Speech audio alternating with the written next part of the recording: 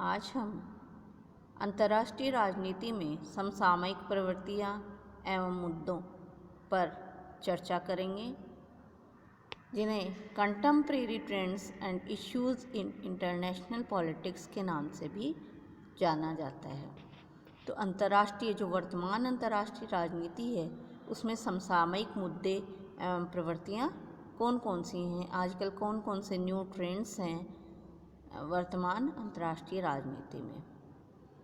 तो जो अंतर्राष्ट्रीय राजनीति में नई प्रवृत्तियां हैं और उभरते हुए मुद्दे हैं, उनमें चर्चा करने में सबसे पहले हम शीत युद्ध के अंत पर विचार करेंगे।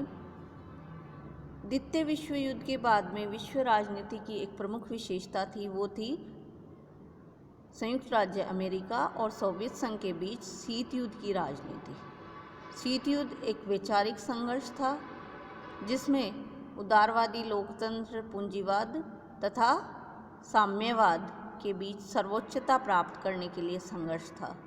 जबकि 1990 के बाद पूर्वी यूरोप और सोवियत संघ से साम्यवादी शासन को विदाई दे दी गई और साम्यवादी दलों पर प्रतिबंध लगा दिया गया।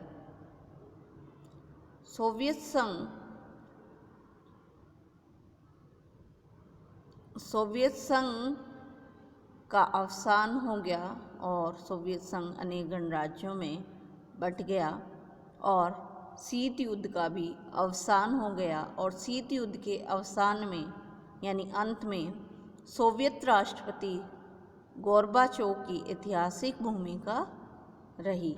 इस प्रकार शीत युद्ध का अंत 1990 के बाद के दशक की महत्वपूर्ण विशेषता है। दूसरी जो अंतर्राष्ट्रीय राजनीति की समसामयिक प्रवृत्ति है, वो एक ध्रुवीय विश्व। द्वितीय विश्व युद्ध के बाद में विश्व की जो शक्ति थी, वो दो गुटों में विभाजित थी। एक गुट संयुक्त राज्य अमेरिका के नेतृत्व में कार्य कर रहा था और दूसरा गुट सोवियत संघ के नेतृत्व में कार्य कर रहा था। एक गुट पूंजीवादी समर्थक था और दूसरा साम्यवादी समर्थक। जबकि 20वीं शताब्दी के अंतिम दशक में ऐसा लगने लगा, जब शीत युद्ध का अवसान हो गया, साम्यवाद का पतन हो गया, तो ऐसी स्थिति में ऐसा लगने लगा कि केवल एकमात्र संयुक्त राज्य अमेरिका का वर्चस्व रह गया है। अमेरिका एकमात्र महाशक्ति रह गई है, उसकी कोई बराबरी नहीं कर सकता, उसका कोई प्रतिद्वंदी नहीं है।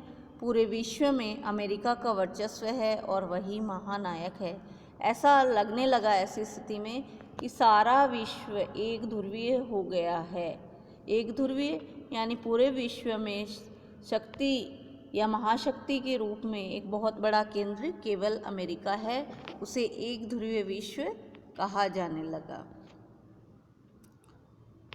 तीसरी जो अंतर्राष्ट्रीय राजनीति की प्रवृत्ति है, वो है साम्यवादी गुट का अवसान। वर्ष 1990-91 में एक महान क्रांति हुई। पूर्वी यूरोप में साम्यवाद को दफना दिया गया और 7 नवंबर 1989 को हंगरी में, 29 जनवरी 1990 को पोलैंड में, 18 मार्च 1990 को पूर्वी जर्मनी में, 23 मई 1990 को रोमानिया में, 11 जून 1990 को चेकोस्लोवाकिया में साम्यवादी शासन का अंत हो गया।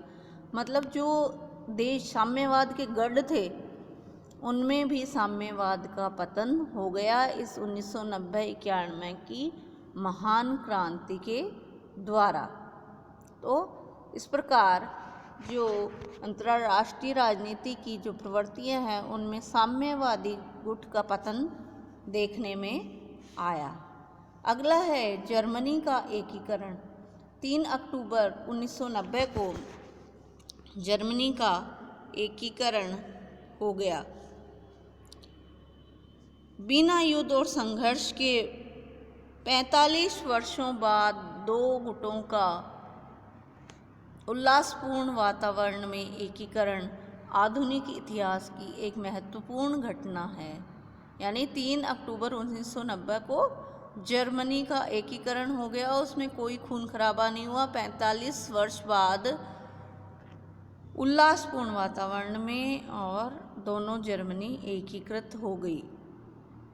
उससे पहले 1961 में बर्लिन की दीवार खड़ी कर दी गई थी ताकि कोई सीमा पार नहीं कर सके। 9 नवंबर 1989 को बर्लिन की दीवार तोड़ दी गई, ढहा दी गई और 1 जुलाई 1990 को दोनों जर्मनियों का आर्थिक एकीकरण हुआ। दोनों देशों की मुद्रा एक हो गई और 3 अक्टूबर 1990 को जर्मनी का वैसे राजनीतिक एकीकरण हुआ था। इस प्रकार एकीकृत जर्मनी यूरोप में एक शक्तिशाली केंद्र बनकर उभरा। तो जर्मनी का एकीकरण भी एक महत्वपूर्ण घटना है अंतर्राष्ट्रीय राजनीति की प्रवृत्तियों में। नेक्स्ट है गुटनिरपेक्ष आंदोलन, जिसे नाम के रूप में भी जाना जाता है नॉन अलाइनमेंट मूवमेंट।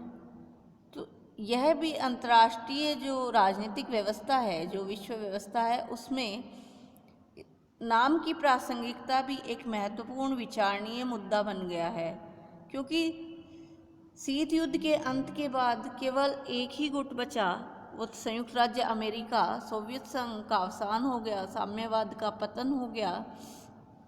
द्विध्रुवीय जो व्यवस्था थी विश्व व्यवस्था, उसके स्थान पर एक ध्रुवीय विश्व व्यवस्था का उदय हो गया। ऐसे में अंतर्राष्ट्रीय राजनीति में एक प्रश्न उठा कि क्या गुटनिरपेक्ष आंदोलन अप्रासंगिक हो गया है, क्योंकि कुछ विद्वानों ने ये कहा कि जब एक गुट ही नहीं रहा तो गुटनिरपेक्षता का क्या औचित्य है। लेकिन ऐसा नहीं है।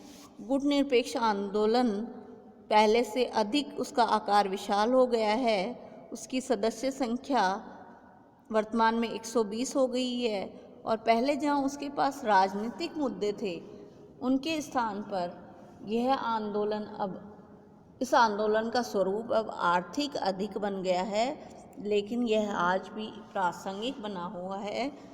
जब सोवियत गुट का अवसान हुआ था, तब ये प्रश्न अस्तित्व में आ गया था कि क्या गुटनिरपेक्षता का औचित्य है। लेकिन गुटनिरपेक्षता की प्रासंगिकता वर्तमान में और अधिक बढ़ गई है। इस आंदोलन ने अब आर्थिक स्वरूप धारण कर लिया है। इसके जो विचार करने के मुद्दे थे वो कुछ अलग हो गए हैं।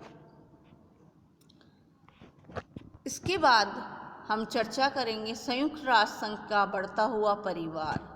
वर्तमान अंतर्राष्ट्रीय राजनीति की एक महत्वपूर्ण प्रवृत्ति ये भी है कि संयुक्त राष्ट्र संघ की सदस्य संख्या बढ़कर 193 हो गई है। 1945 में इसकी सदस्य संख्या कितनी थी? 51। जब इसके संस्थापक सदस्य, जब इसकी स्थापना हुई थी, जब उसकी सदस्य संख्या कितनी थी? 51 और वर्तमान में 143 हो गई है। केवल इसकी सदस्य संख्या में ही वृद्धि नहीं हुई, बल्कि यूएनओ जो संयुक्त राष्ट्र संघ है, उसकी अंतर्राष्ट्रीय राजनीति में सक्रियता भी बढ़ी है। इसके 17 विशेष अभिकरण हैं, 14 इसके पास मुख्य कार्यक्रम हैं और इसके पास विभिन्न एजेंसियां हैं। यह सक्रिय रूप से विश्व में काम कर रहा है और इसका परिवार भी पहले से बड़ा हो गया है। इसकी सदस्य संख्या 193 हो गई है। स्थापना के समय इसकी सदस्य संख्या 51 थी।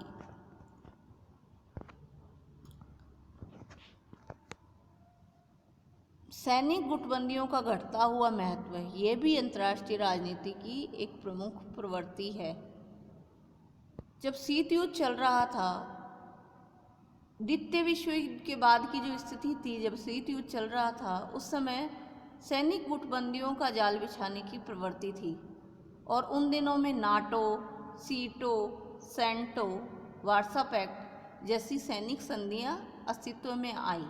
लेकिन अब इनका ह्रास प्रारंभ हो गया है, वार्सा पैक्ट का अंत हो गया है और नाटो भी एक नाम मात्र का संगठन बना हुआ है।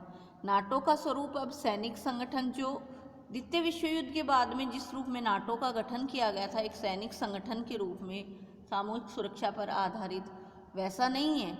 नाटो के स्वरूप में बुनियादी परिवर्तन कर दिया गया है और नाटो भी अब एक नाम मात्र का ही संगठन बना हुआ है। नाटो का पूर्व की ओर फैलाव हो गया है। रूस, जो कि नाटो का विरोधी था किसी समय बहुत सशक्त रूप से, रूस ने भी 1991 में नाटो के साथ जुड़ने की इच्छा प्रकट की थी, पर उस पर अमल नहीं हो सकी। मध्य यूरोप और पूर्वी यूरोप के देशों को, जो कि पहले वार्सा पैक्ट के सदस्य थे, उनको भी नाटो का सदस्य बनाया जा रहा है। राष्ट्रपति क्लिंटन की पहल पर पूर्वी यूरोप के 3 देश पोलैंड, हंगरी और चेक गणराज्य को 1997 में नाटो का सदस्य बना दिया गया और 2004 में नाटो में यूरोप के 7 नए सदस्यों को शामिल कर दिया गया। कितना महत्वपूर्ण ये परिवर्तन है। यूरोप के वे देश जो साम्यवाद के गढ़ थे, वो आज उनके प्रतिद्वंदी, जो नाटो वार्सा पैक्ट का जो प्रतिद्वंदी या साम्यवाद के जो प्रतिद्वंदी, पूंजीवाद का समर्थक नाटो, उसमें वो शामिल हो रहे हैं। यानी जो कभी वार्सा पैक्ट का हिस्सा रहे थे या जो साम्यवादी देश रहे थे, वो आज नाटो में शामिल हो रहे हैं। Bulgaria, Latvia, Estonia, Romania, Lithuania तथा स्लोवाकिया, ये 6 राज्य तो ऐसे हैं जो साम्यवादी गुट और वार्सा पैक्ट के सदस्य रह चुके हैं और वर्तमान में वो नाटो में शामिल हुए हैं। तो ये एक महत्वपूर्ण परिवर्तन है अंतर्राष्ट्रीय राजनीति में। इसके अतिरिक्त अंतर्राष्ट्रीय राजनीति में बाजारों उन्मुख अर्थव्यवस्था का प्रभाव देखने को मिला है। जैसा कि अपन ने चर्चा की कि 1990 में 91 में महान क्रांति हुई, साम्यवाद का पतन हो गया, सोवियत संघ का गढ़ ढह गया और साम्यवाद के पतन होने के बाद में यूरोप के देशों ने भी लोकतंत्र और मुक्त अर्थव्यवस्था की ओर अपने कदम बढ़ाने का निर्णय किया है। और जो साम्यवादी देश थे 1990 से पहले, जो यूरोप के देश थे साम्यवादी देश, उन्होंने भी अपने यहाँ से साम्यवाद या कम्युनिज्म का सफाया कर दिया और अब संपूर्ण विश्व ही पूंजीवाद अथवा बाजार उन्मुख अर्थव्यवस्था की ओर आगे बढ़ रहा है। अब कोई 2 विकल्प नहीं विश्व ने रखे हैं कि एक साम्यवाद और एक पूंजीवाद, बल्कि सभी देश बाजारों उन्मुख अर्थव्यवस्था, उदारवादी लोकतंत्र की ओर अग्रसर हो रहे हैं। ये हैं अंतर्राष्ट्रीय राजनीति की कुछ समसामयिक प्रवृत्तियाँ या कंटेम्प्रेरी ट्रेंड्स। इसके अतिरिक्त कुछ और भी समसामयिक अंतर्राष्ट्रीय राजनीति की प्रवृत्तियाँ हैं जिन पर हम अगले वीडियो में चर्चा करेंगे। धन्यवाद।